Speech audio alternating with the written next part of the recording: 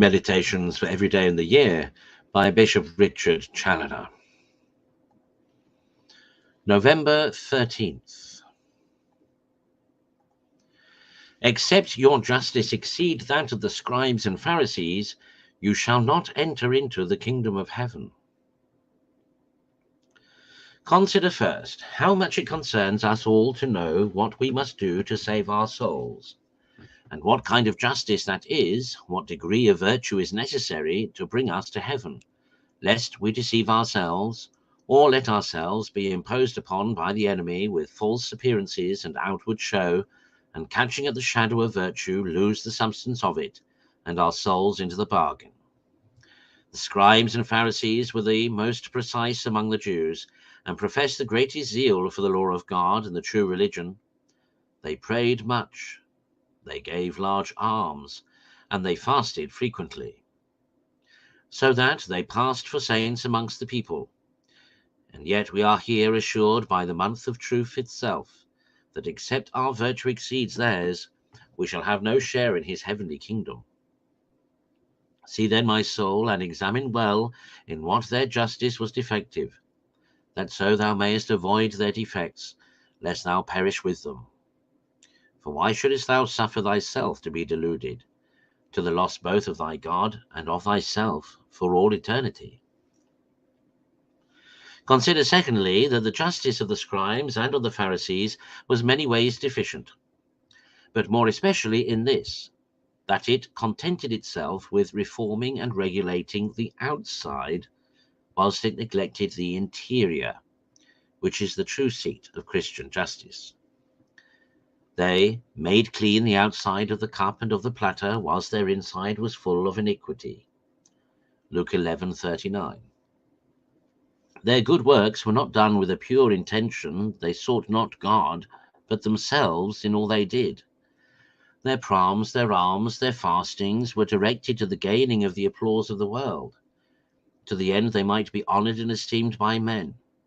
And whilst they avoided the more scandalous excesses of the grosser carnal sins of drunkenness and impurity, which might have rendered them infamous in the eyes of the world, they made no scruple of the spiritual sins, much more odious to God, of envy, hatred, detraction, covetousness, and an extravagant pride and conceit of themselves, joined with a contempt of all others.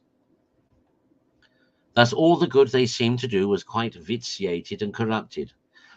All their virtues were but in appearance before the eyes of men, but their vices were real and abominable in the sight of God.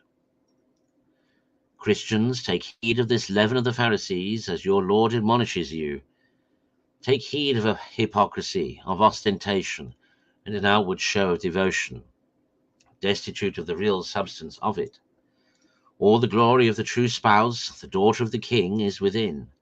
It lies hidden in the interior of the soul.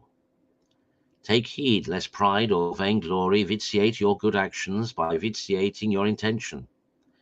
Keep yourselves clean, not only from all the defilements of the flesh, but of the spirit also. For these are the more heinous sins of the two. O see that nothing of the Pharisee corrupt the Christian in you. Consider thirdly what the justice is which our Lord Jesus Christ insists upon as necessary to the eternal salvation of our souls.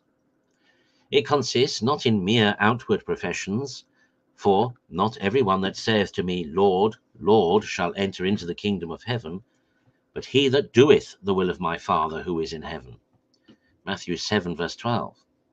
Nor will faith alone suffice to Christian justice. James 2, 17-24.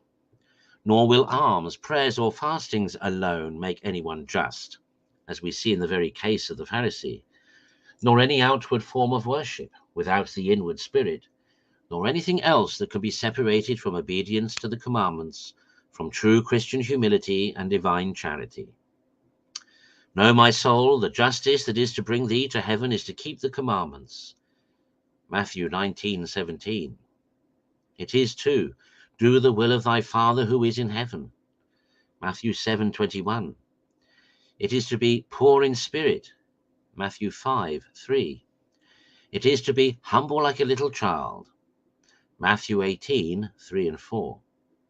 It is to love the Lord thy God with thy whole heart, and with thy whole soul, and with thy whole mind, and with thy whole strength, and to love thy neighbor as thyself.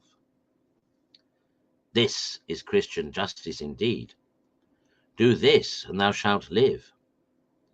But where any part of this is wanting, nothing else can make any man just.